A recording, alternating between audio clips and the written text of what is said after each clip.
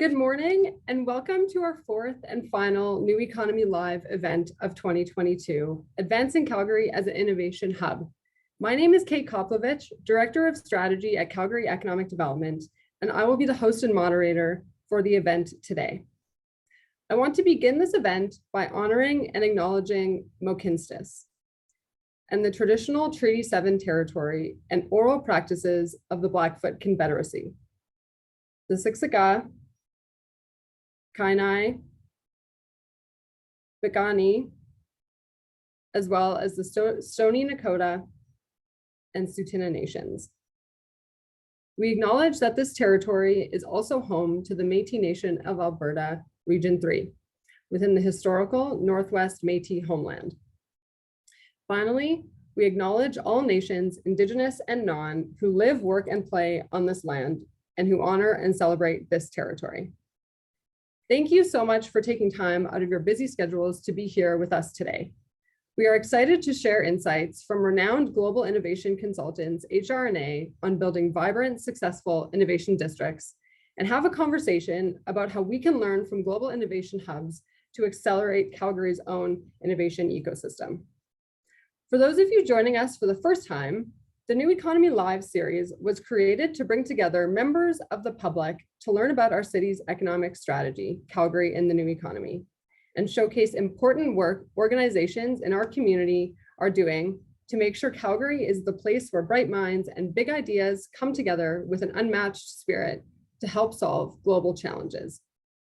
The events in this series are free of charge to make sure they are accessible to as many as possible, underpinned by the latest research on a topic relevant to Calgary, and feature truly inspiring speakers and panelists.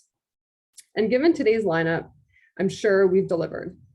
Today, we will cover topics like how we define innovation, what is Calgary's special sauce, remaining inclusive and accessible as our innovation ecosystem grows, and incorporating Indigenous ways of knowing into our Western view of innovation. It's going to be a great conversation. In the spirit of making our events accessible, today we will have closed caption available for those who need to participate in the conversation, and we have ASL interpretation services available for the first time at a CED event. A huge thank you to Deb and Brenda for joining us today. To enable this feature, please click on the interpretation icon in the controls below. Under Watch, you can now select the ASL channel and a video should appear. Our event today will begin with a presentation by Santiago Salamanca from HR&A and Chris Hardwick from local design firm O2 to share their insights on building successful innovation districts and an overview of the innovation district scoping study they have been partnering with us, the Opportunity Calgary Investment Fund, the City of Calgary, and Platform On. Following the presentation, we will be joined by four incredible panelists from Plug and Play, Howsam, Tazad Development Corporation, and Bow Valley College for a full hour of discussion and audience Q&A. We do have prepared questions for the panelists, but I'd encourage them to chime in at any time to make this more of a discussion rather than an interview. For today's event, audience members can post questions using the Q&A function in Zoom, and you can upvote questions from other attendees, and we'll aim to tackle as many as we can in the allotted time. With that, I will hand the virtual stage over to Santiago and Chris, and we can get this event started.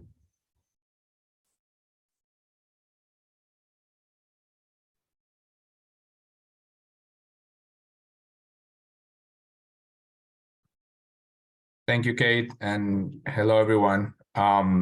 As Kate mentioned, my name is Santiago Salamanca. I work at HR&A Advisors. So really the purpose of this presentation, as Kate mentioned, is really walking you through some of the trends and some of the key ingredients that we've seen for building successful innovation hubs or innovation districts. And then following that, we're gonna tell you a little bit about the work that we have been supporting the CED and partners in this process, and I'm joined by Chris Hardwick from O2 Design, that is the firm that has been helping us along the way. So if you go to the next one, really a brief introduction of who we are. HR&A Advisors is a leading economic development consultant.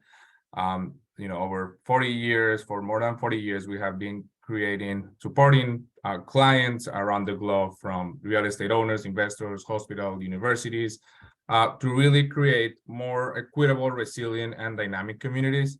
And really, the objective of our work is that all that work that we help envision our clients really turns into action. And the way we do it is through rigorous analysis, strategy development, and implementation planning. If you go to the next, in particular, there is a practice here at HNA that is the knowledge economy practice that is really helping to create places and inspire new ideas and economic growth, right? And how we do it is we help clients. We have worked with led research parks and innovation districts from the United States to Kenya, Australia, and Latin America. And really what we do is we use the expertise and the data related from which institutions can deliver and really move forward with this type of work and really advance their innovation economy. So if you go to the next one. So yeah, as I mentioned, very briefly, we want to walk you through some of the best practice of what we've seen in other places. So if you go to the next one, what we've seen, and this might not be a surprise for everyone, is that that really innovation districts or innovation hubs across the globe really they really evolve from existing economic strengths or are created by collaborative public, private, institutional efforts, but they're usually guided by a singular vision, right? So the spectrum that you see here is really to show you the breadth of how this can happen, right? It could be anywhere from design innovation hub from scratch. There is really a plan, a master plan in Cortex in St. Louis, Missouri, right? So it was built from scratch. There was land available. Partners came together and developed the vision in this physical place to advance their innovation economy, all the way to the other side of the spectrum. Things like Kendall Square in Cambridge, in the Boston area, in Massachusetts. That is really all the universities starting doing their own thing and their own innovation, and then everything started to come together and creating this place that we now know as Kendall Square. And then just to give an example of what could be in the middle, I think that Mission Bay is a good example of that. That is really, innovation in San Francisco, in the Bay Area was happening, and there were a lot of, there was already a growing innovation ecosystem, but then the Mission Bay plan just really supported that and helped that innovation economy to thrive even more. So just to give you a sense of what we've seen in other places. But if you go to the next one, there are a couple of things that we think that are really, really, really important as just thinking about how innovation districts or innovation hubs should grow and evolve. And it's really a process that we've seen that requires cities and partners and whoever is leading this to take an integrated approach, right? And just to name you some of the principles that we've seen that are really important for advancing this type of economic development strategy are clustering of innovation sectors and research strengths. So really building from strength position, really understanding what are the competitive advantages that the local economy has and the regional economy has. Creating that convergence, right? So it's just melding disparate sectors and disciplines and creating that convergence that can really support that innovation district. Really understanding that diversity of institutions, companies, and startups is key, right? You don't want to commit to only one sector. You want to make sure that there is an innovation ecosystem. And again, related to that, it's how can you create a range of strategies that really help, from very small to large moves, really like starting to think about like short-term to long-term, understanding that some of these places, have been working on this for more than 20 years, right? So going back to the example of Cortex is something that started in 2002, 2003, right? So to give you a sense of how things have been evolving. really on, when you start doing all of that, then programming is starting to become the connective tissue between all the diversity of institutions, how you create that convergence, and also the range of strategies are really supported by that programming, right? So that we think that that's why we call it that the connectivity tissue, because it's really how everything starts to coming together. And one thing that is really important for the success of an innovation hub, from the short term to the long term, is that the values of equity, diversity, and inclusion should be visible and should be enabled to be embedded in everything that you start building from the vision stage, when you start creating your goals and your strategies from the short term to the long term, right? So equity, diversity, and inclusion is key to make sure that it's a really successful economic development strategy when you start thinking about innovation hubs. And lastly, one of the ones that is really important for that we've seen is really important is that their long-term success really demands a collaborative approach to governance, right? So that means who is at the table at what time, understanding that there should be flexibility on how you plan to create the partnerships that are really going to enable the success of an innovation ecosystem or innovation hub. So if you go to the next one, really to summarize here, some of the things that we've seen in other places when it comes to the really important things, right? The governance of the partnerships, EDI, equity, diversity, and inclusion, and accessibility, and financing, right? So on the governance side, what we've seen in other places, and this is what we call the benchmarking here, is that that a neutral governance of these type of places really enables a level of trust across the ecosystem and across partners and across stakeholders. And also having a wide range of members ensures that there is an alignment with the changing needs of stakeholders, right? So the needs of stakeholders today might be different from the needs of stakeholders in 2 years. And also, there might be a need to have different stakeholders in 2 years than now, right? And lastly, a diverse compilation of talent is really going to help you, have a successful governance or partnership strategy. On the EDI and accessibility side, I think that the formalized representation of historically underrepresented individuals is key to so they have control over the future of the district, and really making sure that that's something that is embedded, as we said, in the values of this type of strategies. And then some of the strategies that we've seen to support that even further is early training programs that can really support career and opportunities to be more accessible, and really starting to think about what are some of those business ventures that can prioritize social impact as well, right? Lastly, on the financing side, we've seen everything from contributions from founding organizations that can really support that early stages of creating an innovation hub or advancing with an innovation district economy. And then, you learn that in the subsequent phases, you can leverage from that initial investment to really start attracting, that's coming from the private sector, you can start really starting to attract public financing. And then, lastly, one thing that really enables some of these public and private financing coming in is that regulatory support that can really play a critical role, allowing the development goals and enabling creating financing mechanisms that can really support the stability of innovation economy in the medium to long term. So if you go to the next one, just to summarize a little bit, what we've seen again in some of these places is that districts evolve all the time, right?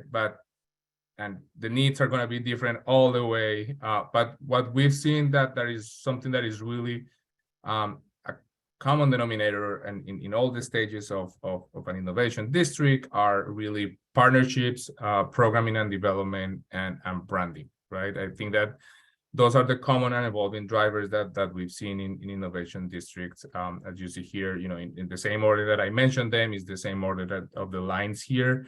So everything from what we call the campfire, that is really starting to, designating a working team, how you start thinking about the programming and how the activities that you should be prioritizing, all the way to, really keep diversifying and expanding the partnerships, keep, really iterating in activities and approaches. And on the branding side is, everything going from developing that brand and narrative and strategy to implementing it to really solidifying that brand and that recognition.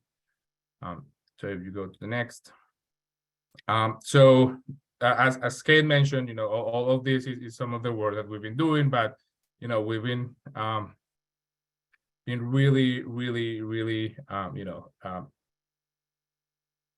for us, it has been really important to work with Kate and the partners in this project in Calgary. We're really happy to be supporting them in this work.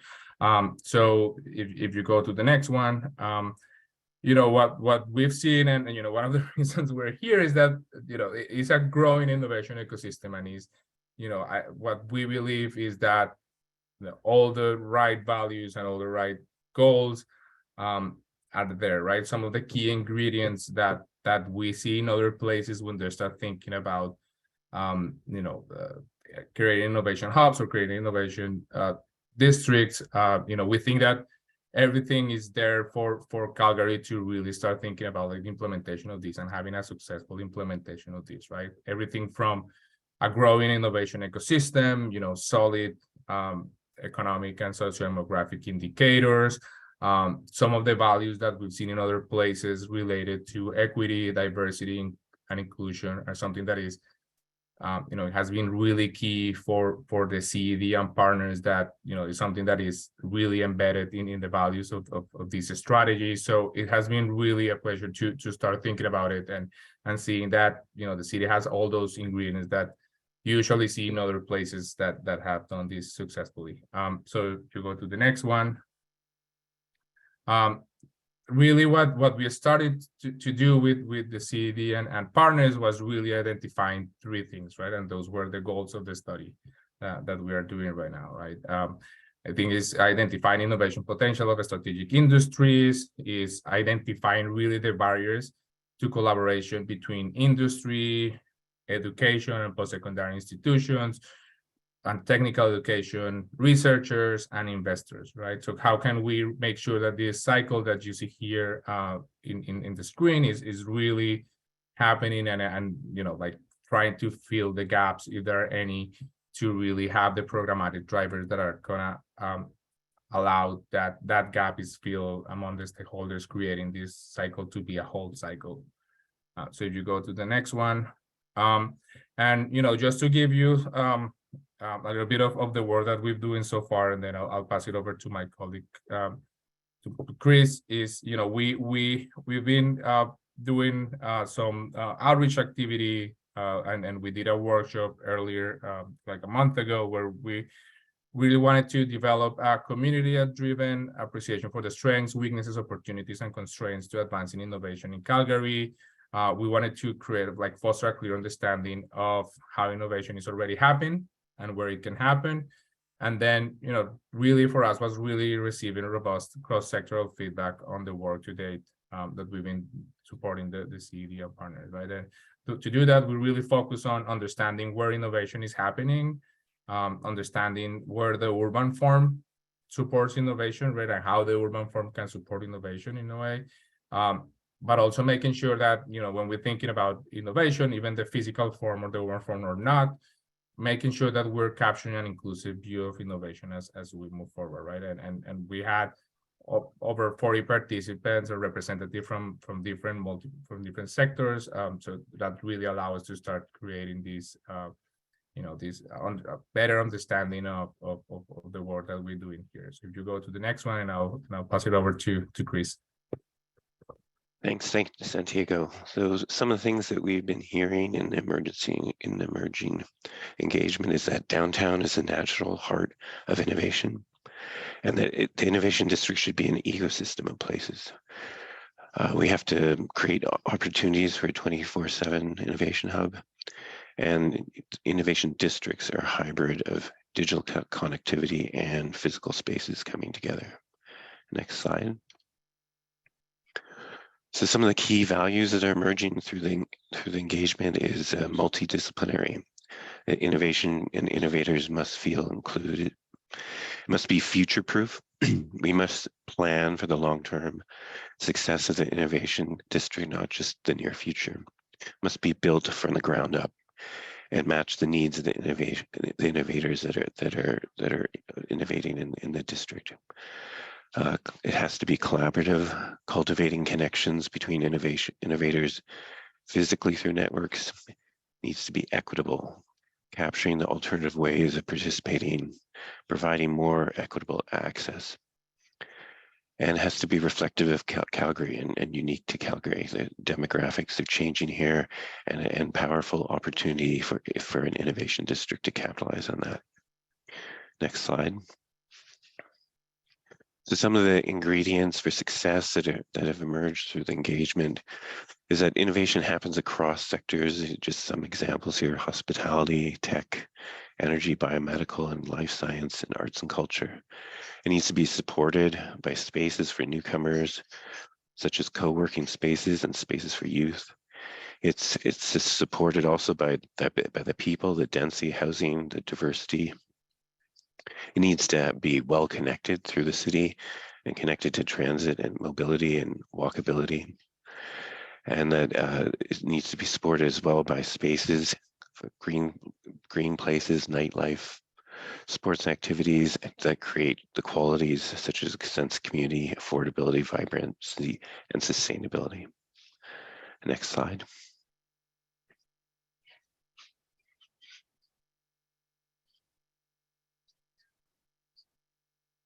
Yeah, thank you, Chris. I think that's thank you so much for your time. We hope that this really helps not only to start the conversation, but keep the conversation going, as we keep moving with our work with the city and partners. So thank you. Thank you so much for your presentation, Santiago and Chris. I'm excited to see the results of the Innovation District Scoping Study as we embark on building this concept here in Calgary. And as Santiago said, we have to remember that this is a long-term endeavor that may take and probably will take 5, 10, 20 years to really fully realize, but I'm really excited at where we're starting. Let's move into the panel discussion now and get to the audience Q&A. It's my pleasure to introduce our panelists now. First up, we have Lindsay Smiley, Director of Alberta with Plug and Play. Lindsay is a passionate and natural connector with experience saddling multiple industries. As a director with Plug and Play Alberta, Lindsay is driven to connect the best startups to large corporations who can help bring technology to market faster, helping Alberta companies scale and commercialize being the main objective. With a strong foundation in municipal business processes, Lindsay brings with her 15+ years of healthcare experience in strategic systems planning, innovation, and business consulting.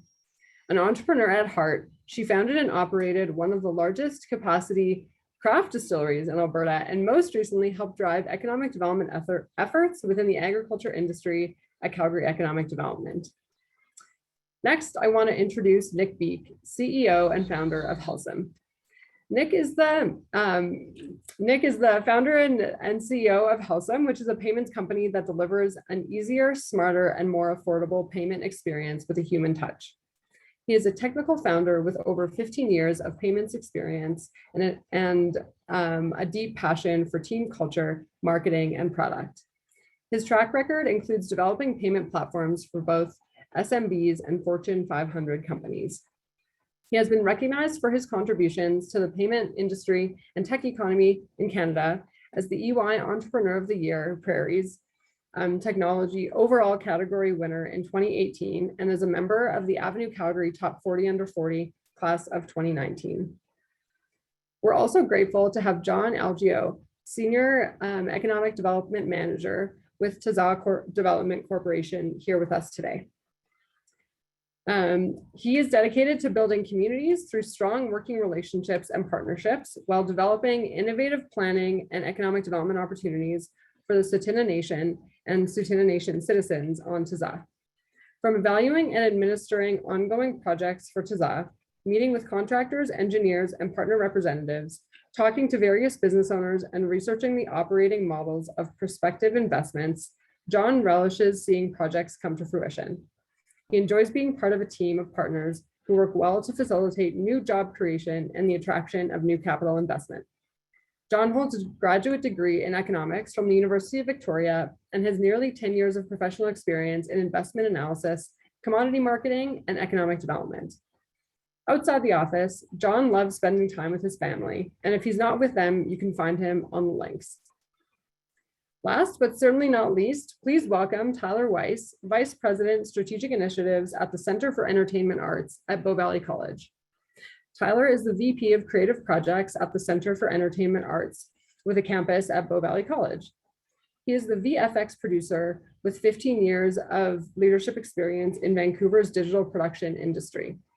Tyler's career started in a different kind of creative industry. As a university-trained jazz musician, he toured the world with a variety of music groups.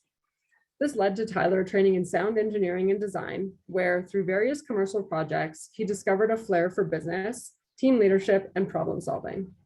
He has worked with some of the world's largest entertainment companies across a wide range of media platforms and genres.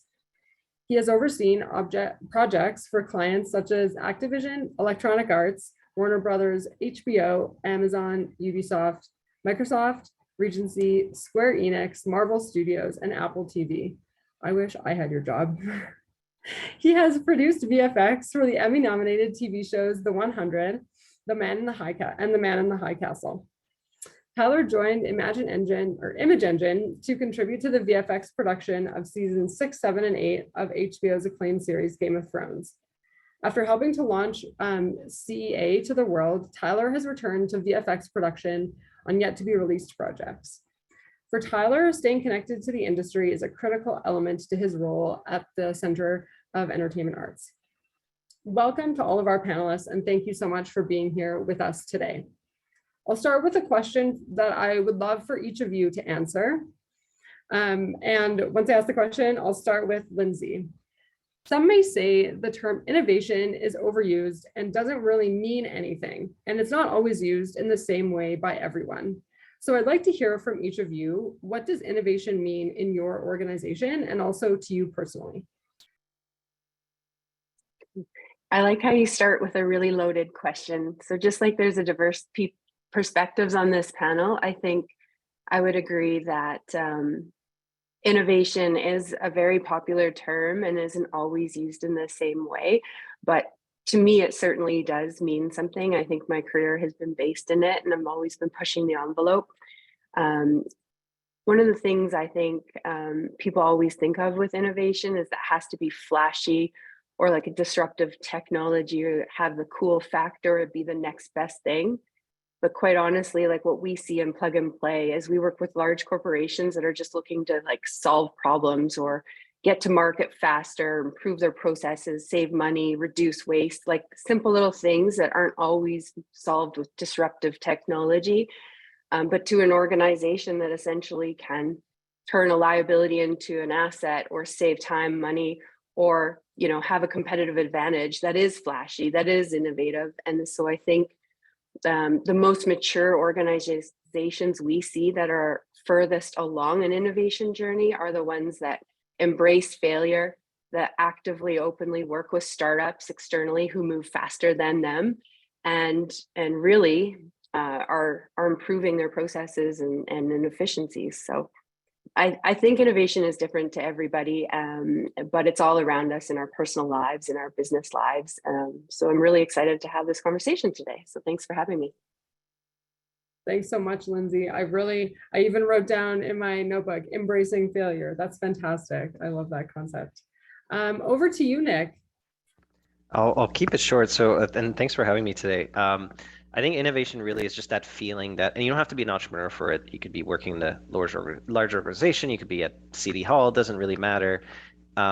It's that feeling you get in your gut when you see something and go, this could be better. And whether that's a process, that's a technology, that's just a way of doing things, when you get that spark, and going, I could improve whatever is in front of me, and I can improve my city, my world, my small businesses, whatever is driving you, my community. That's where I think the true sense of what innovation is. And we just need to create a city and different environments for people where they can take those sparks and turn them into something that takes gradual steps to creating something better. Fantastic. Yeah, absolutely. I love that concept of always wanting to iterate on continuous improvement. We'll go to you next, John. Yeah, perfect. Thanks, Kate. Yeah, first off, thanks for including me today. Great to be a part of a compelling topic and conversation. So yeah, for us, it's or for myself anyway, it's kind of a couple of ways. It's similar to what everyone's kind of said right now. It's sort of known solutions, but changing the way in which you get there, the sequencing or the pathway. So kind of changing that, how you get to that solution, or it's developing a new solution, basically solving a problem that wasn't really solved before. And that's kind of the simple way I like to keep looking at innovation. I know there's a whole myriad of other perspectives, but I just kind of like to break it down to those simple kind of 2 points. I really, yeah, problem solving. What I'm hearing a theme here, which to me translates to curiosity, but let's hear from you, Tyler. Well, in my industry, I mean, innovation comes on every project, and as everyone said, it's incremental steps up. For example, to speak on something that people have watched is the Game of Thrones series. When we started, in my industry, we're commissioned to create someone else's vision, and sometimes the vision has never been really done before, even though you think, well, just push a button and then it will happen. But we've done lots of projects, huge blockbuster films, and everyone has its own challenge. So, how do we create these things? And it's stepping on the projects that you've done before, standing on the shoulders of the projects you've done before. We know how to do this bit, but what if we had a little tool that could, speed up the efficiency or actually make this happen? So, at the end of these projects, we go through and be like, what worked, what didn't work, what tools did we create, whether it be, almost minuscule to the point of like something that sort of changed the game in our own internal studio, which we basically hard code and make sure that we transfer onto the next project. So that's our innovation. And we've been part of, and I think a lot of companies are part of larger innovations as a community of companies. So maybe Plug and Play does something that we think, oh, that's cool, and then we all build upon these things in the industry. And one company does something that sort of becomes industry standard, and then another project comes along where they ask us to do something that is, there's not much that hasn't been done, but sort of recently with the production invention of virtual production, where we're taking LED screens and using the game engine now inside of movies, and how do we use that? So the innovation the past couple of years has been stacking up for us and trying to implement that into our own pipelines, which has become the innovation. I think each studio has their own innovations of how we're using this technology and how we're pushing it to be better. And of course, when the award shows come, it's not so much the glamour of getting the award, it's how did they do that? And then implementing that into our own studio and then trying to push that even higher.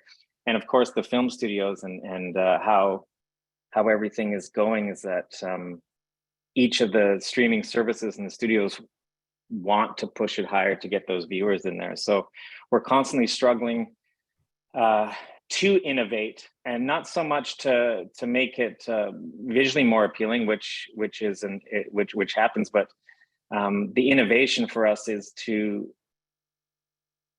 still maintain a business and maintain that innovation for efficiency to make those images appear on screen where it doesn't make us go bankrupt, I guess is the real thing. Our innovation is, a lot of our innovation is pushed by efficiency. Of course, the end product is a visual experience, but we're a business just like anybody else as well. So innovation is key for us. where art meets commerce, I suppose. So how do we get that art out faster, and then on to the next thing? Right. Wow, gosh, I took so many notes there. Collaboration, that cross collaboration, even between industries and between different, subsectors of the arts community. Yeah, and in Game of Thrones, we used lots of companies, and then we learned a lot of things with the LiDAR, using Google Maps, GPS, all these things, and a lot of I guess I'm going into something else, but a lot of our people, have been moving into different industries now with all of these skill sets, tech skill sets. Fantastic. So we did hear in the presentation a little bit about innovation districts, and I think, Tyler, some of the things that you said are a good segue into that collaboration, cross-pollination. But I wanted to, again, do a go-around of the panelists and ask, what are the panelists' thoughts on how an innovation district could accelerate growth of Calgary's innovation and creative ecosystem? So we'll start again with Lindsay here.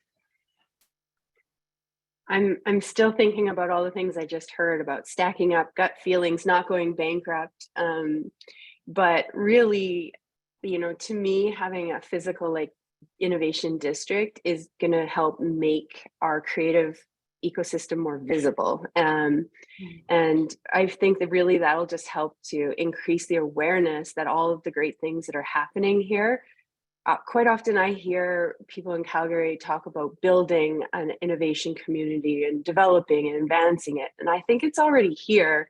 And so creating a physical space, which is obviously what we're known for in Silicon Valley, having a headquarters right in the heart of it, and 280,000 square foot building where people collide, they come to for free tacos on Tuesdays. It's nothing special, but it's a space where partnerships are created, conversations are happening, food is good, and I think Calgary has a lot going on. It's hot, it's active, it's a vibrant city that's creative, and there's culture all around us. People are here, jobs are here, and I think just a innovation district would help make that more visible. Fantastic. And over to you, Nick. Thoughts on an innovation district? Yeah, I think it's, Indian building a city, building a kind of innovation community, it's really about people. And it's about creating a centralized place where people know, it's just, where do you start? So you get, I frequently get, new entrepreneurs coming to me and going like, hey, I'm looking for other people in the field. I'm looking for mentors. I'm looking for other people that share this passion that I have, but I don't know where to start. And it's important, and Calgary does a great job at connecting people. We have this kind of secret power of the Kevin Bacon 2 degrees of connection that is Calgary. We really open doors and people are willing to connect and connect each other, introduce each other. But it can be really hard when you're just starting, and having a place where people can go and meet and start those connections and kind of get embedded into what's already happening. It just helps jumpstart, because I often see entrepreneurs going, I wish I knew about this person that you introduced me to, or I wish I knew about this event like months ago or years ago. I could have really helped accelerate some of the learnings. And Calgary is missing. There's a lot of great people doing a lot of great things, a lot of great organizations, but there's not this kind of central place that becomes the go-to in your mind of this is where we can go and meet others. That's my take on it. Fantastic. Yeah, it becomes, I think in Santiago's presentation, he used the term campfire. And for me, that's such a neat word to really represent that coming together, that meeting spot. So I think that's an interesting term. I'm gonna keep with me. John, over to you. Yeah, perfect. Yeah, for me, it's kind of what comes to mind immediately is it's just the intentionality behind it. And I think when that intentionality meets all the other sort of base principles that are here, and then the kind of association with that on these ambitious goals, that there's a risk sharing, there's a risk pooling perspective. It just really brings us the city to be, and the city surrounding area to be more competitive on the global scale, attracting talent, attracting businesses, the partnership side of it. And basically what I love to hear really is so much similar to what we're doing at Tazaa Crossing, what we're trying to achieve there as well. So that's kind of the perspective I take from it. Gets me excited. Yeah, that's really about it. Thanks, John. Yeah, I'm excited to dive into what you are doing at Tazaa Crossing. It's in and of itself an incredible innovation. Tyler. Yeah, I started in Vancouver, my own studio. There wasn't as many, that's for sure. And then the government introduced some tax credits that helped everybody come. But our image engine, our studio, was one of the first probably 20 years in this one particular space, which was an industrial sector. And once sort of the big companies started to come in and taking advantage of the tax credits and things like that, I watched this particular area, with nothing. You'd go for lunch at a gas station if you wanted something to eat during the day. Up until now, I think there was a question about how do small businesses, and Mr. Ellis talks about the connectivity between the entertainment district and the innovation district. That whole district was nothing. And then all of a sudden the studio started popping around that area in particular, probably just because of the location that it was at. And we've created sort of a impromptu innovation hub with all of the studios in a similar area, and now probably going from a $200 million industry. Now I think 2021 was $4.8 billion going into the local economy. There's probably 4 or 5 breweries in that area now. There's amazing restaurants. That whole area is transformed, and the small businesses are taking advantage of all those people just looking for somewhere to go and have lunch, and at night that has become more of an entertainment district too. So I've watched the visual effects industry and the animation and some tech companies there create these environments. And when you do go for lunch, you'll see 20 people that you used to work with, because when our contracts end, you go to another studio that's got another one. And what I think is going to happen in Calgary too is that when these companies start coming in, this entertainment district will be, the innovation hub will be some place for these people to meet and discuss. And again, when we work on a large project, we can't take on all of Game of Thrones or all of a Marvel project by ourselves. So the companies will come in and split these projects up into different studios, and in turns created hundreds of colleagues at other studios that you're working with, and something to discuss, even though you're not allowed to discuss it exactly. But if you're working directly, so that innovation hub is a place for people to grow and to actually innovate. When you talk about what are you doing over there? Oh, that's interesting. And when these people, I suppose, cross-pollinate into different studios, as they take other contracts, they bring with them the knowledge of the other, of their other projects that they've brought in, whether it be, programming or visual effects or whatever have you. And I've watched it grow over the last 15 years to an amazing ecosystem of technology and innovation, all those kinds of things. Yeah, sounds to me like, and Gary's question up at the top there was a really good one about that connection between entertainment and innovation, and that creates to me vibrancy, right? I think a lot of what I'm hearing in all the panelist answers just now is about people bringing vibrancy, this visibility bringing vibrancy, and vibrancy creating a competitive advantage, as John mentioned. So sounds like there's some appetite here, and I'm really, as I say, this is a long-term endeavor, but starting to have these conversations and moving the needle, super exciting for our city. I want to Lindsay, really, we heard from HRNA about these global innovation hubs and how it worked there. And from Plug and Play's perspective, you work with a lot of national and international companies and investors that drive these innovation ecosystems. And so from an external perspective, Plug and Play, recently came into the Calgary market. What is Calgary's kind of special sauce that we can infuse into our innovation district to make it reflective of Calgary? Yeah, I think it's a couple things. Obviously, anytime a company is going to consider going into a new market, there's multiple factors that are at play. Tyler mentioned tax credits in Vancouver and how that drew companies. Well, that's definitely something that helped pull plug and play here. I'm not sure it's any secret that we are part of the Scale Up and Growth Accelerator program that is run by a consortium led by Alberta Innovates. That includes the Opportunity Calgary Investment Fund, also Edmonton Unlimited. And this really helped bring us here and draw us here and de-risk the launch. We're in over 50 locations globally, so we very rarely push our way into markets. It's usually a pull, and it means that there's corporations looking for what we're offering, or, you know, in this case, the government got right behind it at multiple different levels, which was definitely a major draw to Calgary. But I think when you talk about secret sauce, Saeed Amidi, our CEO and founder, often remarks about every time he comes here, the people that he meets are one of the biggest assets that there are here.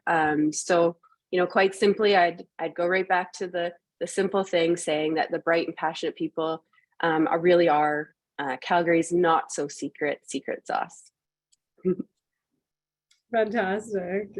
As a born and raised Calgarian, I will take that as a compliment. I'll make it about me. And I think it's an interesting kind of contrast of plug and play, joining the market, coming to Calgary now. And then of course we have Nick here on the panel, who's been working in tech in Calgary since 2007. And so Nick, I wanted to give you a chance to share what changes you've seen in Calgary with respect to tech and innovation since you started in 2007. Thank you. Yeah, it was a very, very different landscape. So even, you know, the vocabulary was different. You didn't start a startup then.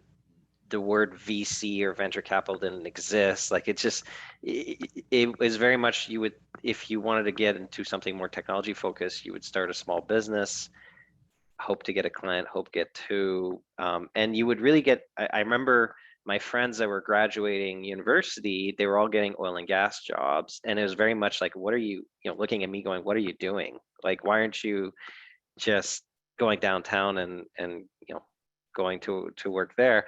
So it wasn't a very popular choice. It wasn't a very big industry. It was very much kind of starting in the basement and trying to figure out how to do it. I think something changed about, I want to say about 5-ish years ago, where all of a sudden technology started becoming part of the conversation in Calgary, and you started seeing companies, they say overnight success is 10 years in the making.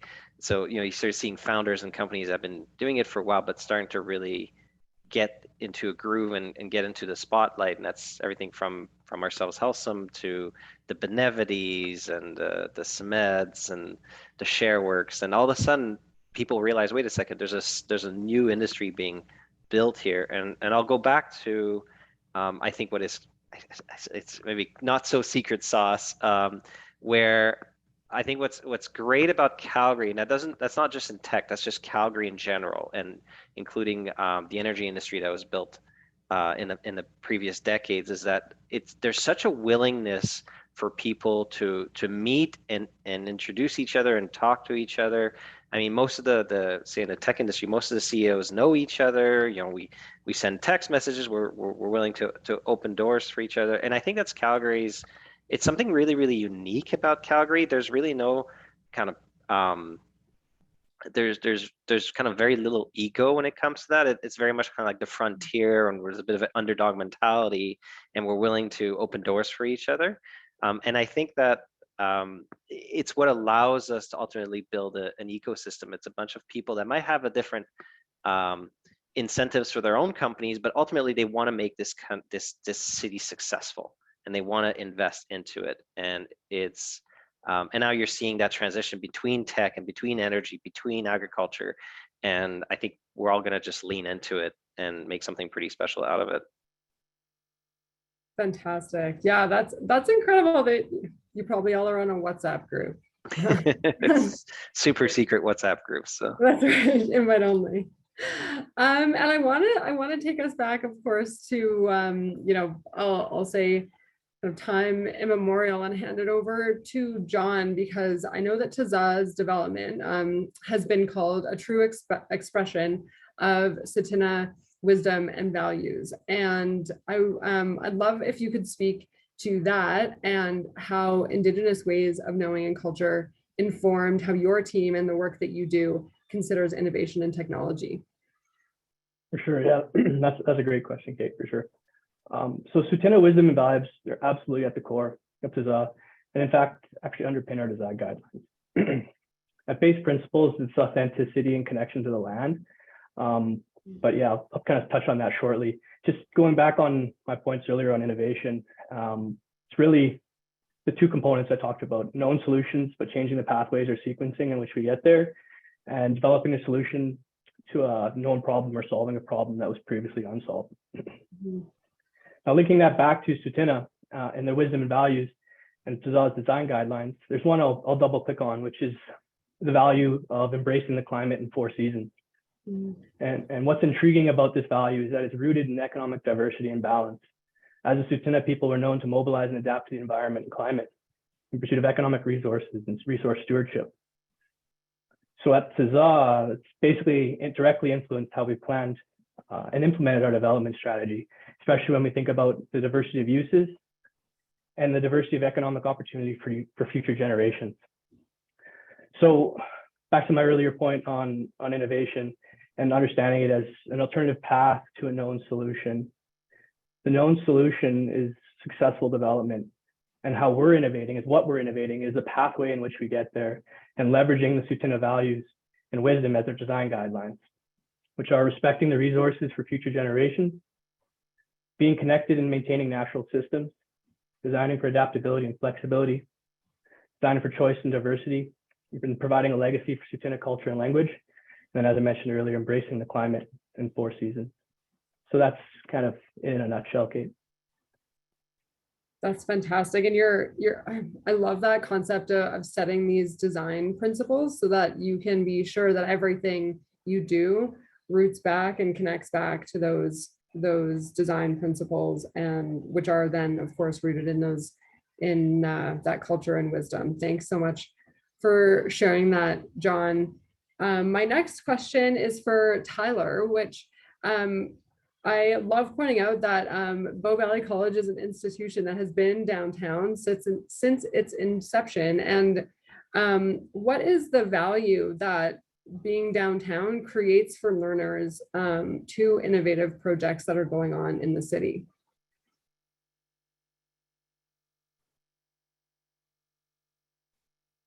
Sorry, I was muted. When you're young, it's cool to be downtown, and that's the first feeling.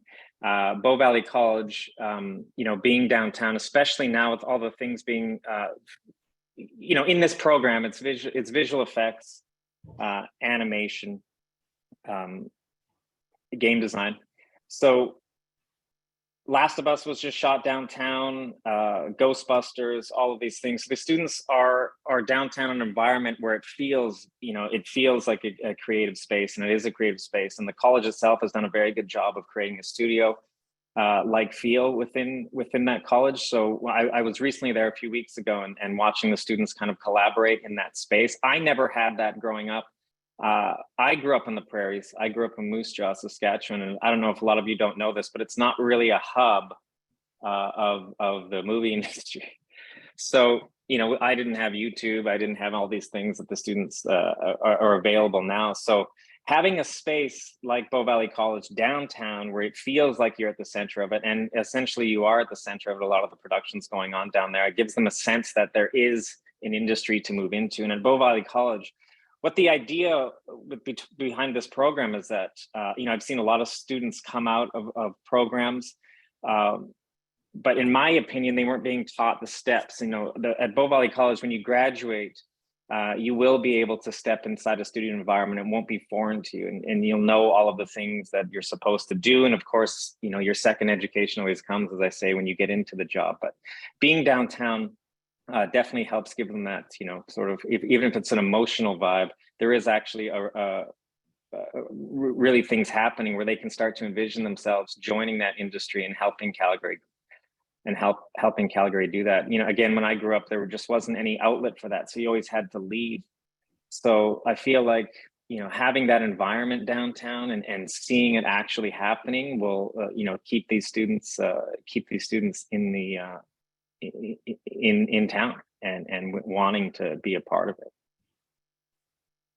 Fantastic. And Kate, maybe is it okay if I just add a little bit something to absolutely. that? I mean, we were a few years ago, we had a smaller office, we were a much smaller team in the industrial district. And I think at the time you would look to Silicon Valley and look at the Google and Microsoft kind of campuses and how, you know, attractive that kind of that fantasy was.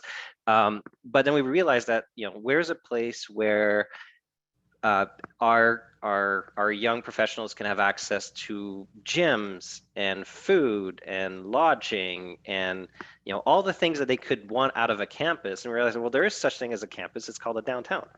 And, you know, why wouldn't we just participate in that, not have to have the insane costs that you know, these kind of suburb driven downtowns of Silicon Valley, and instead just embrace what a downtown is really for. And it is a place for everybody to come together. And that's when we decided to move our headquarters downtown. And now we have 150 people, you know, right in the kind of Eau Claire area. And it's super exciting. We're glad we did it. That's a great point. It just it does, right? Being in a really dense area with lots of folks does do that. And it is that vibrancy factor as well, no doubt.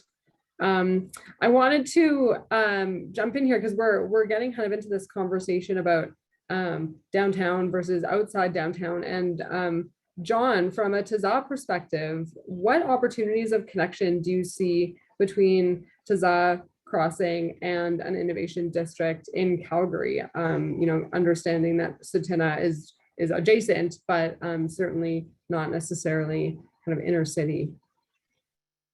Yeah, for sure, Kate. That's a great question.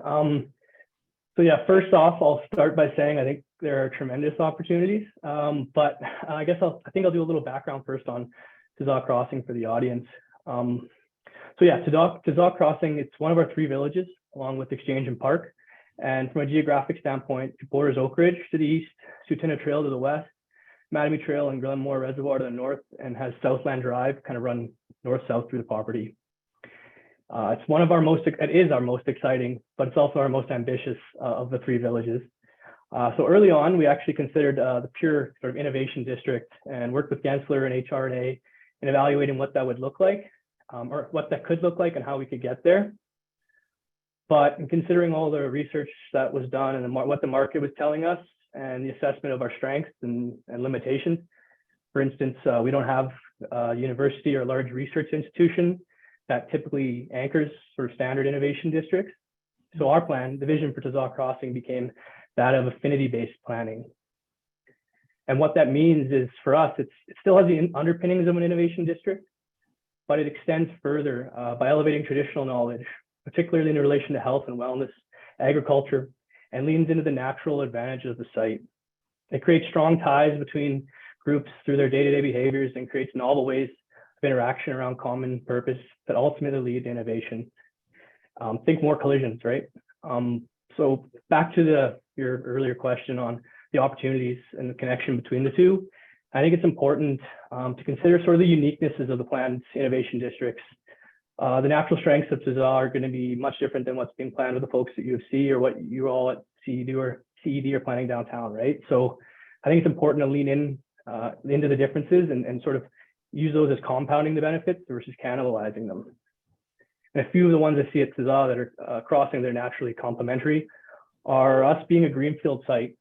So that provides an added flexibility and adaptability in design, which was well aligned to the scale-up ecosystem. So it's also one of our design guidelines, which I kind of noted earlier, but also it's traditional culture that we have the opportunity to interweave with innovations in agriculture, health and wellness, and indigenous entrepreneurship. It's a hyper-local economy as well, based on the variety of residential, retail, office, and community amenities that are going to be planned to be on site. But I think it's important to emphasize really here that the potential to establish authentic, true partnerships partnerships that are developed based on the combined strengths of the partners and finding a partner that fills each other's gaps. I know it was touched on in the presentation earlier, the value of the partnerships, the public, the private, etc. And Tsuut'ina really embraces this. And even at Tazaa, the partnership between Tsuut'ina and Canderel is a perfect example of this.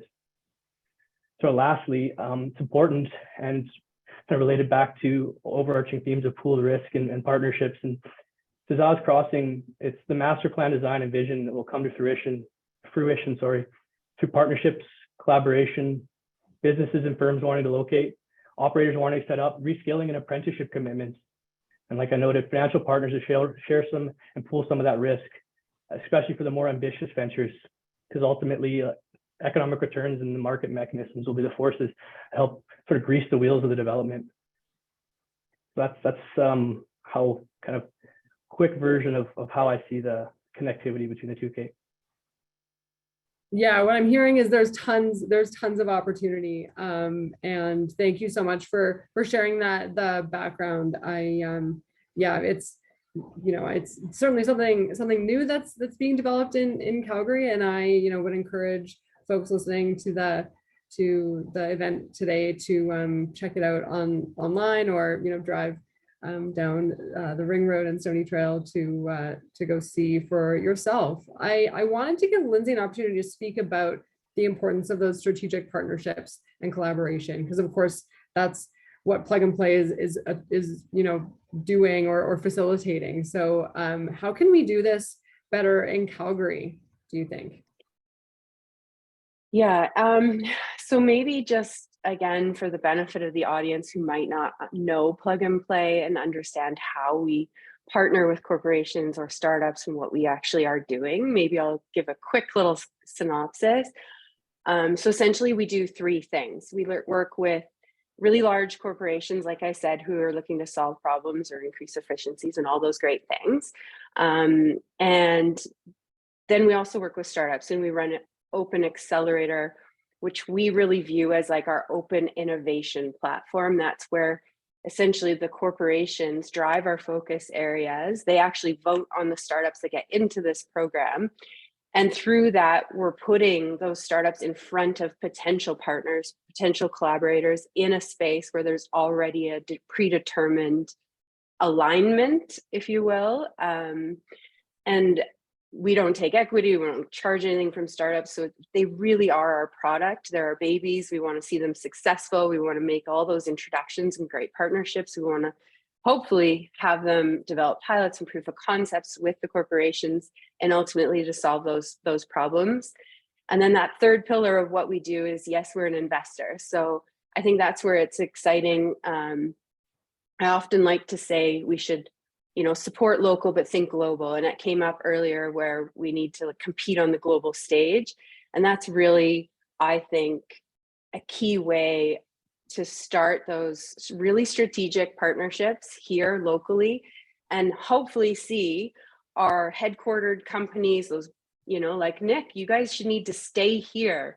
We don't want to see you leave. And so how do we continue to foster their global growth while supporting them locally? And I think that perspective is having really intentional connections with impactful partnerships so that they mean something. And going back to what John said, which is like combining strengths to fill gaps of others, is exactly what we're looking to do. Investors cling on to us. We never lead anything. We're always co-investing with over 1,800 investors all around the world, because we have these industry insights and we know what's hot, what's not, what startups are getting traction, where there's interest. So obviously they want to cling in and co-invest with us. But at the same time, I think corporations are getting access to stuff they didn't know about. That can be locally, that could be globally. And we do have our other offices that are pulling in our Alberta startups, our Calgary startups that we're now introducing into our network. They're drawing them into their networks. And I think that's a good opportunity for us just to continue to really be purposeful and put Alberta and Calgary on the map, really. So I don't know if that helps too much. What can we do better here? Just encourage more open innovation from our really traditional industries like oil and gas and agriculture. You know, I think internal innovation is fantastic. There's a lot of smart people that sit within those organizations, but something like a payments system isn't going to be developed internal, right? Like sometimes you can find those solutions to the odd daily tasks that are bottlenecking your operation externally of your organization. And I think we can just encourage more of that open innovation concept. And I think just the public engagement across those ecosystems, like across industries, making more opportunities like this to collide and have conversations. I think that's just my perspective. I'm gonna shift to some audience questions. We've got so many going, and I want to make sure that we get to as many as possible. And so I'll start with one that kind of links, Lindsay, to your answer about global partnerships and being recognized on the global stage as competitive. I'll just leave it there. So the question that I'll start with, and free for anyone to answer, but maybe Lindsay, you can start us off. Where do you see, or how exposed is Calgary on an international level for being an innovation hub? That's a really hairy question. We're here, so I think we like to believe that we're known. I think the better question is, where is Canada on a global scale? And it's not about the city. To me, what I hear, Alberta is becoming known. It's becoming kind of like, what's going on over there? So as a province, we're starting to get recognized. As a country, I think we have a strong brand. We're known for our quality of ingredients. We're known for, high standards. And I think that brand is something that we should all look to strengthen and encourage, because on the global scale, we don't have time to compete in a really local ecosystem. I think Calgary is vibrant, and when people come here, they see it and they know it. And that's all we need to do, is start to attract them here. Obviously, Banff is really well known, and we're really close to that. And that often will get, noticed. But I'm hearing a lot from a lot of our offices. I've got people coming from New Zealand, from Germany. Our startups are coming in. Oh, sorry.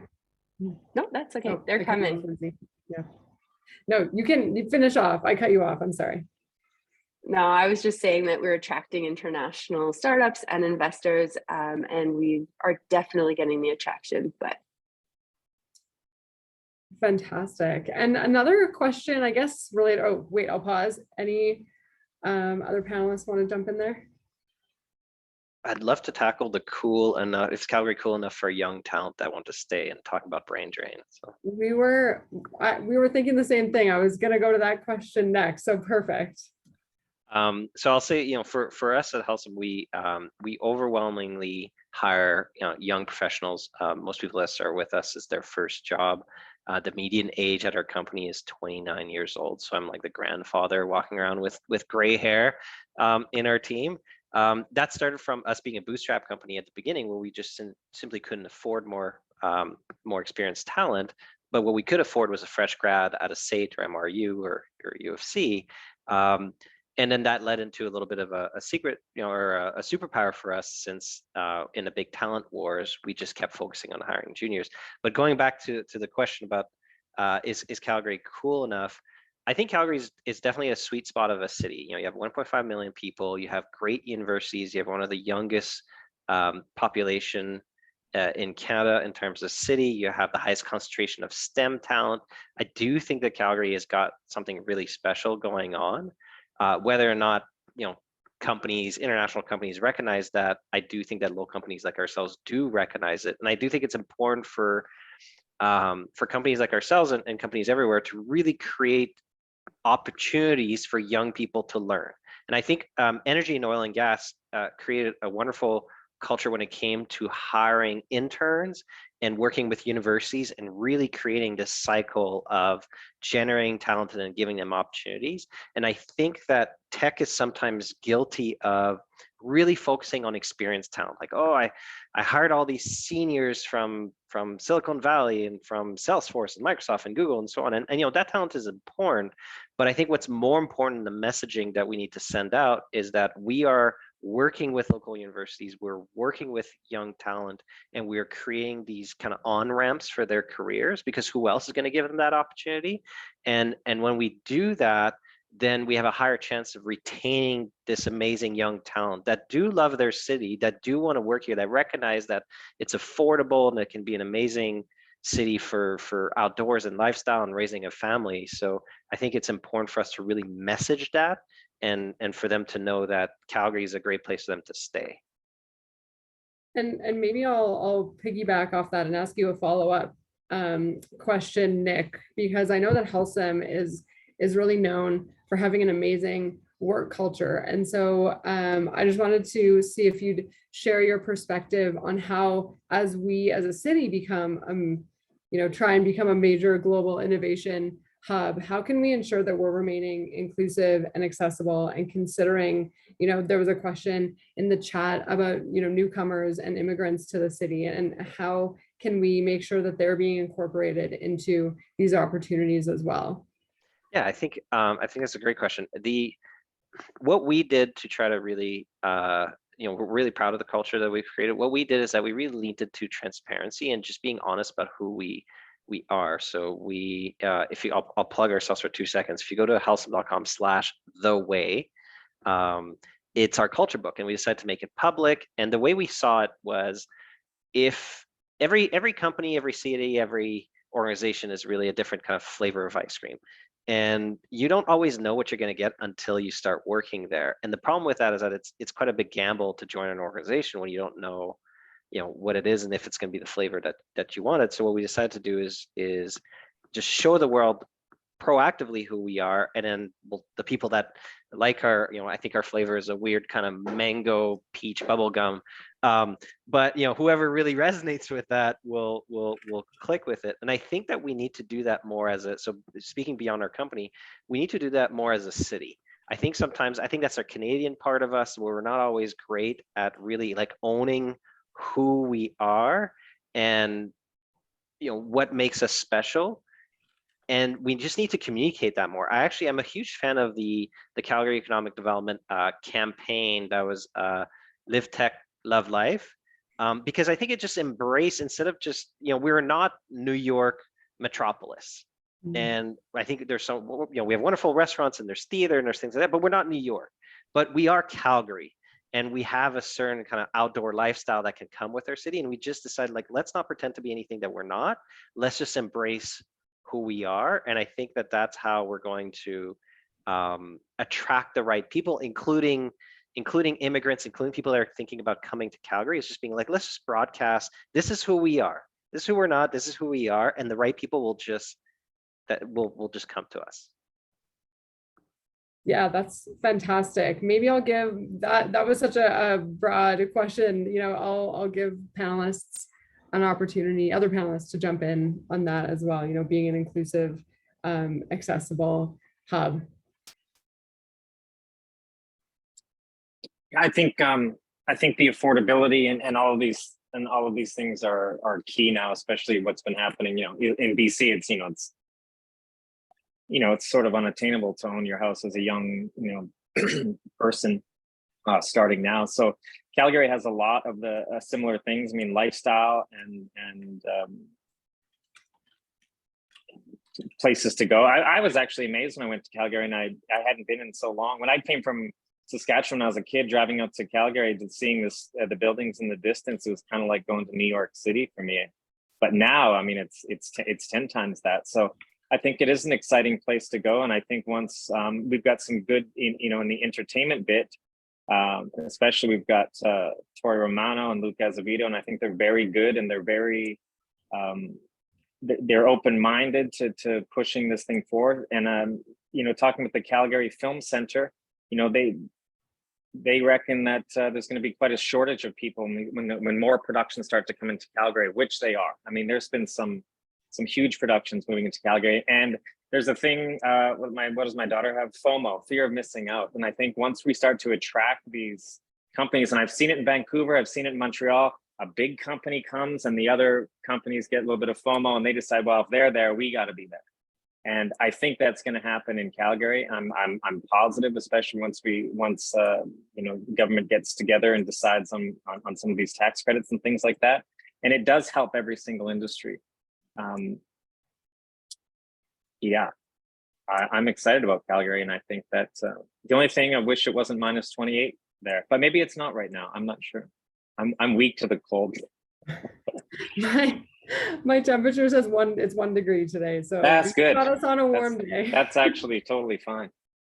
Maybe the only thing market I'd add is, Nick, I love mango, so maybe that's a good match. Yeah. But two is, speaking of mango, we haven't really talked about it, but something Santiago and Chris mentioned was the importance of restaurants, nightlife, and things like that.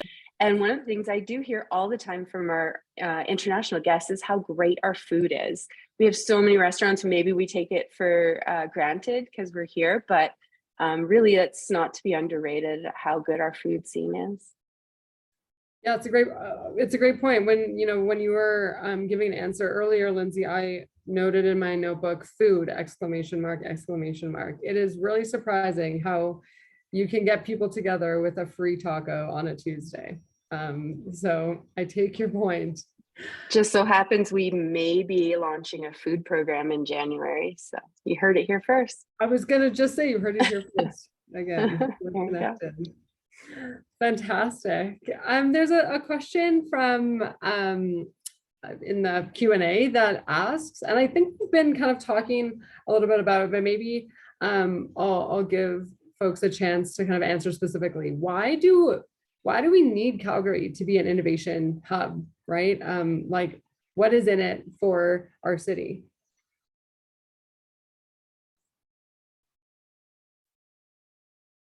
It's almost, for me, it's a no-brainer. It makes it fun to be here. Obviously, we'll all have jobs if it's a good innovation environment. More people will come, dollars will be spent, the food will continue to get greater. And, like right back to that gut feeling of wanting to do better, Nick, at the beginning, it's like, we're going to constantly see continual improvement and the city get better and more vibrant. So I think that's why. Yeah, kind of echoing on that, I guess, a little bit is the no-brainer aspect, especially. But if I put my economics hat on, I think like just it's a natural hedge to sort of all the typical cyclicality we see from when we used to see, especially when we were heavily focused on the oil and gas sector, and like having that opportunity to have a natural hedge because of the diversity that we'll have as a result of the innovation districts and the creative economy. I think that's the wonderful thing for just balance. And there's also, what's intriguing, I think, is if we look at from a balanced approach and how we look at it for a larger sort of opportunity set, and it just provides more folks who want to be here, or younger generations having this way more opportunities from a job standpoint. Nick touched on it earlier, everybody was going to oil and gas, and now you can look at it from your opportunity set just exponentially grows, both from a creative economy standpoint and also what you can take in universities to support that ecosystem, right? So yeah, there's certainly been a few questions in the chat about shifting the oil and gas kind of labor force to tech, and that's certainly happening. I think always our from a CED perspective, our perspective is it's an and conversation. We need to make sure that our economy is diversified, and that doesn't mean going all the way, swinging all the way just to tech, but it means, and also tech is across all sectors, right? There's technology in oil and gas, which I've had fantastic conversations with our oil and gas companies here in Calgary about their digitalization journeys and the work that they're doing too. So technology really is prevalent everywhere, and it's really exciting to see that coming to Calgary. There was a question in the about, now I have to find it, going all the way back to the definition of innovation, maybe, how would we determine if something is innovative enough for an organization to deem it innovation? Open to anyone. I can take that one. So I mean, I think it really comes down to like, is it solving a problem of the organization, and is it a problem enough worth investing in? And if the organization determines that it is, then I think they can easily say it's innovative. I think that the word, I mean, we talked about that at the beginning. The word innovative is probably like overused, but it really just means about allowing people to come up with solutions to problems and getting the safe space and getting the support from their organizational leaders to go and take some risks and try some things, because a lot of times there is no clear answer, and you're gonna have to fail a few times, fail forward until you get it right. So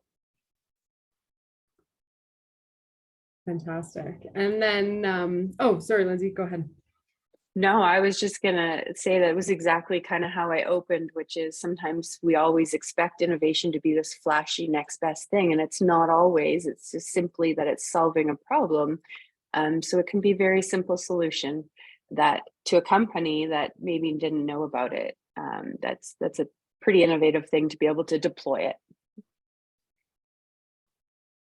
And I know a lot of course, the conversation we've been having today is about Calgary specifically, but then Lindsay, you brought up kind of Canada on a global scale, and then the province of Alberta. And so a question in the chat here is, we're looking at Calgary specifically here today, but could we work closely with Edmonton on creating, a more innovative province? And I'll jump in here, and then folks can run with it and say that that's certainly something that we do. We often will go to those markets that Lindsay mentioned, Germany, etc. Other places around the world, and come together as a province to say, Alberta is an innovative province. You've got Calgary with its value propositions. You've got Edmonton with its value propositions, and we're always stronger together. So certainly, my opinion would be there's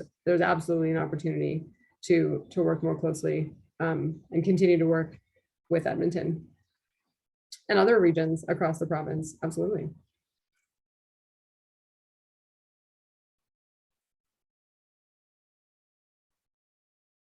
Yeah, I guess I can agree, because we definitely, I've mentioned this before, we don't think too small in regions. We're not geographically constrained in what we do, who we work with, or where we source. So we're always up in Edmonton. There's obviously those different strengths, like you mentioned, Kate. There's things going up there that are becoming noticed. Calgary has its own strengths. Canada has its strengths according to like the brands and the food and the agriculture products that we create. So I think it's just understanding and getting to know what those are, and really how best to combine the strengths so that we can really compete on a global scale. Fantastic. So we're getting close to time, so I'll ask each of you a final question to really inspire our audience here today. We've had a lot of great discussion. So what's one thing you'd like our audience to walk away with today? And I'll start again with Lindsay. Two things. Innovation doesn't have to be flashy, and support local, but think global. That's it. Fantastic. Nick. I think we have to get rid of this kind of myth that somehow we're going to build this this new economy out of from like, or we're going to get a savior from the outside that's going to somehow come here, set up headquarters, and just solve all of our long-term kind of diversity problems. I think that Calgary was built, if you look at the past couple of decades, it was built by Calgarians that wanted to do something unique and prove the world that we can be a world-class city. And it's those business people and those founders and those city leaders that ultimately invested back into the city, whether it's in hospitals and education and in stadiums and everything that builds a city. It really comes from within. So I think that we really need to focus and highlight all of the innovation across businesses, across leaders, across organizations that are really putting their focus on transforming our city, and realize that it's going to come from within. Oh, such a good rallying cry. Love that call to action. John. Yeah, keep it pretty short. I think, I mean, first off, it's excitement, just for everyone to be aware of intentionality behind what you guys are doing, what we're trying to achieve at Tazaa Crossing. Just really get excited about what's happening in and around Calgary, Calgary adjacent. And it's inclusive. It's for everyone. That's the reality of what we're trying to achieve here. It's a broader scope, and I guess lastly, it's just the authentic partnerships that really, I think, are important to embrace and be open to. Thank you. And lastly, Tyler. Well, the entertainment and film industry in Calgary is growing rapidly, and I think, you know, having our students in Bow Valley College and students from all over being trained in the right areas, and it's not only for the things that they're learning are not only for visual effects and animation. I mean, we do simulations. They can build virtual reality for, you know, building downtown cores, city planning. All of these things are transferable. And, you know, we're bringing a lot of international students in with the eligibility of a work permit for 3 years too, so they can just move right into the workforce with skilled assets. So I'm looking forward to see what happens, especially in entertainment district, and of course that spreading out to all the tech things that are going to happen within Calgary in the next coming years. And I think it's going to happen more rapidly than we think. That's fantastic. I love the broadening there of like innovation really to creativity and creation. Mm-hmm. So that brings our panel discussion and Q&A to an end. Thank you so much to our panelists for the incredible conversation, and to our audience for your participation and thought-provoking questions today. I could really continue all day and not go back to work.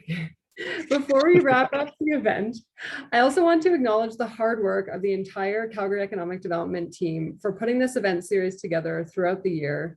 This is our 4th of the year. We do them every quarter, and for their willingness to try new things, like our wonderful ASL interpreters, Deb and Brenda, today, to make our events as inclusive and accessible as possible. We'll end our final New Economy Live of 2022 with a video showcasing Calgary's thriving innovation ecosystem. You can find it on YouTube on our Calgary Economic Development channel, and it's titled Calgary, a City of Innovation. I am undoubtedly bullish on the momentum we are experiencing as we strive to become a creative hub. Thank you all so much for joining, and we hope to see you in 2023. Be well, and I wish everyone a wonderful holiday season. Every city has a story to tell, and Calgary's is one of innovation. There's something happening in Calgary, and the world is starting to take notice. From agribusiness to logistics to clean tech to life sciences and fintech. We are attracting record investment and some of the most innovative companies in the world. Bright minds come together here to dream big, start an adventure, and build something great. And that's not the whole story. What makes our city special is limitless opportunity and our quality of life. This year, Calgary ranked in the top 3 most livable cities in the world and #1 in North America. Calgary has been one of the tech world's best kept secrets, and now word is getting out.